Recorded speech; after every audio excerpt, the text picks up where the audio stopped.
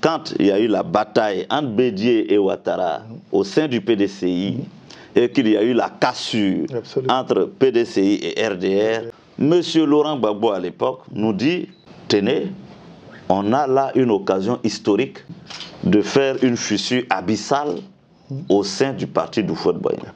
Donc nous, opposition, il nous explique qu'il y a un intérêt stratégique à s'allier à une fraction moderne ou moderniste ou progressiste du PDCI, notamment le RDR. Voilà comment naquit à l'époque le Front républicain. J'ai compris que l'ère de Laurent Gbagbo avait sonné quand il y a eu, en 2000. Il y avait eu le coup d'État de 99 et tous ceux qui tenaient le devant de la scène étaient dispersés, disloqués et décrédibilisés. À partir de ce moment-là, la seule force politique qui restait vraiment debout, c'était mon parti et son porte-étendard, c'était moi-même. Donc j'ai compris qu'on ne pouvait pas faire autrement que d'accéder au pouvoir. Le coup d'État intervient, on l'attribue prétendument au camp de M. Ouattara, dont le général Gueye ferait partie. Gbagbo voit que les rapports de force changent et cette fois, moi, je refuse de le suivre. Il décide qu'il fallait tactiquement casser le front républicain qu'il avait noué avec Alassane et puis renouer avec la fraction conservatrice du PDCI. Et là, je dis non. Le général Gueye me reçoit, il dit qu'on va former un gouvernement de transition avec tous les partis politiques. Il nous demande des noms, on lui donne des noms. Je me rends compte qu'un parti est plus favorisé que nous. Il s'agit du RDR. Alors que je ne vois pas pourquoi le RDR serait plus favorisé que nous. Puisqu'il n'a jamais été montré que le RDR a plus d'audience que nous. Donc nous sommes dit, allons participer à ce pouvoir. Ça va nous permettre d'encadrer ce monsieur qui est seul et de le pousser donc le plus rapidement possible à sortir du système de gouvernement militaire. La première mission, c'était que, on empêche le CNSP et en tout cas le chef du CNSP, Guy Robert, de basculer dans le camp du RDR. Et deuxièmement, de tout mettre en œuvre pour que dans les meilleurs délais, le CNSP organise effectivement les élections sans éliminer la candidature du candidat du Front populaire ivoirien. À mon domicile, tous les dirigeants du parti étaient là. Nous avons commencé une réunion. Le ministre Lida nous a fait le point du coup d'État, le point du déroulement. Et puis, les dirigeants du FPI m'ont dit, mais nous pensons que Gueye travaille pour Alassane Ouattara. Je leur ai dit, Gueye ne travaille pour personne. Le Gueye que je connais là, il travaille pour lui-même. Et il sera candidat. Apprêtez-vous à l'affronter. Que j'ai connu Gueye depuis 1971, son heure est arrivée, il ne travaillera pas pour quelqu'un. Mais attention, si nous demandions de rentrer dans le gouvernement de transition, nous rentrerions et nous le laisserions tranquille pour ne pas avoir à être dérangé par lui. Pour moi, il fallait continuer avec le RDR de M. Ouattara pour aller et prendre le pouvoir ensemble. Gbagbo ne l'entend pas de cette oreille.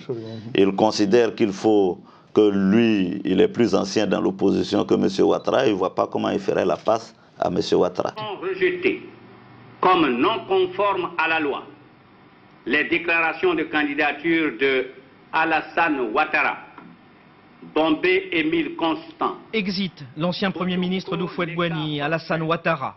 Exit le président déchu Henri Konan Bédié. Hormis le socialiste Laurent Gbagbo, tous les principaux adversaires du chef de la junte, le général Gueye, sont éliminés de la course à l'élection présidentielle. En Côte d'Ivoire, il y a beaucoup qui croient que j'étais à la politique pour m'amuser, pour les accompagner. Moi, je ne suis pas venu pour m'amuser ni pour les accompagner. Je suis venu pour être président de la République, pour gouverner la Côte d'Ivoire. La faiblesse de notre adversaire, il était certes militaire général et tout, mais il n'avait pas un parti politique qui le soutienne et il n'était pas représenté dans tous les bureaux de vote comme nous l'étions. Africa numéro 1 avait dégagé deux reporters. Un mis à la disposition de Robert Gueye, un mis à ma disposition. Il ne me prenait pas au sérieux au départ. Quand on a fait Bouna, Bondoukou, Abangourou, il nous suivait parce que bon, c'était son travail. Et quand on a fait Korogo, quand on est arrivé à Bouaké, il s'est approché de moi. Il dit, Monsieur le Président, je pense que c'est vous qui allez être élu. Vous voyez ce que je vois. J'ai dit, mais il y a longtemps qu'il sait ça. Il dit, ah bon, j'ai dit oui. Puis la politique, c'est un métier aussi. En invalidant tous ces candidats, leurs partis politiques sont interdits de participer aux élections. Par conséquent, ils n'auront pas de scrutateurs dans les bureaux de vote pour surveiller ces bureaux de vote. Par conséquent, le bourrage des urnes est inévitable.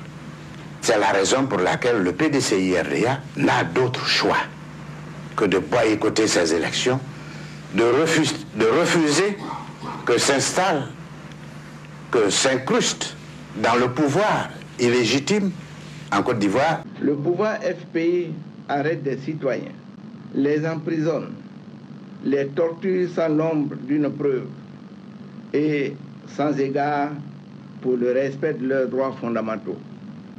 C'est à croire que les refondateurs sont atteints de complotites. Qui a manipulé le général Gueye quand il était aux affaires? C'est Laurent Gbagbo. Tous ses conseillers militaires, juridiques et autres étaient du FPI. Et nous avons quitté, après 4 mois, nous avons quitté la transition militaire parce que nous n'étions plus d'accord avec la manière dont les choses se faisaient. Moi, je voulais une transition démocratique. Eux, ils ont organisé une transition manipulée. Ils nous ont exclus de l'élection présidentielle. Le président Bédié et moi. Il sait bien que si nous avions été candidats, il n'aurait jamais été président de la République de Côte d'Ivoire. Et c'est là qu'il va acquérir son surnom de boulanger. Parce que Gueye n'accepte pas de se faire rouler dans la farine parce qu'il a d'abord... En vérité, il s'est fait rouler dans la farine parce qu'ils ont fait chemin ensemble, après il l'a roulé dans la farine. Voilà, il a roulé dans la farine. Tous ces éléments importants du FPI étaient dans les postes clés. Finances, budget, commerce, ceci, cela. Alors, écoutez, pauvre général Gueye. Et après ça, ils vont l'assassiner. C'est quand même très grave de mentir aux Ivoiriens de la sorte. En Afrique, ici, quand tu dis la vérité, on pense que ce n'est pas la politique. Mais quand tu fais des crocs à jambes, tu roules les gens, tu dis, bon, je prends votre argent et puis je ne donne pas les quarts. C'est ça qu'on appelle la politique ici. La présidentielle en Côte d'Ivoire est encore reportée pour la 6e fois. Laurent Gbagbo a trouvé un nouveau moyen de rester à la tête du pays. Le gouvernement est dissous. Je reconduis le Premier ministre Solo Guillaume dans ses fonctions. Il est chargé de me proposer, dès le lundi 15 février 2010, un nouveau gouvernement. Gouvernement dissous, même chose pour la commission électorale indépendante. Laurent Gbagbo ne respecte aucun engagement. Le candidat Laurent Gbagbo affirme que ses rivaux sont, je cite, les candidats de l'étranger. Sous-entendu, en votre cas, la France. Qu'est-ce que vous répondez à ça? Cela n'a pas de sens. Cela n'a pas de sens. Et s'il devait avoir un sens, c'est à lui que le candidat de l'étranger s'appliquerait. Parce que de tous les candidats qui tournent dans le pays, il est le seul à trimballer après lui un ancien ministre socialiste avec lui et qui prend la parole au cours des meetings. Vous parlez de Jack Lang. Jack Lang, que nous connaissons ici à travers ses voyages antérieurs, où on les a trouvés avec Babou, aller danser à la rue Princesse, entendez ici, quelque chose comme Pigalle. Vous savez comment on vous surnomme le boulanger? Oui. Que vous roulez tout le monde dans la farine. Oui, mais j'ai dit que ça, c'est un signe de respect, parce que je n'ai jamais vu quelqu'un qui fait de la politique à un haut niveau et qui n'a pas un petit surnom. Mitterrand l'appelait Dieu, non? Dernière question. Jacques Chirac l'appelait Jacques le Croquant. Quand vous faites la politique à ce niveau, on vous donne des surnoms et moi je trouve ça plutôt sympathique. Ça vous plaît le boulanger? Oui, mais si mes adversaires m'appellent le boulanger, c'est que je les roule tout le temps. Donc, c'est qu'ils reconnaissent que je les roule tout le temps.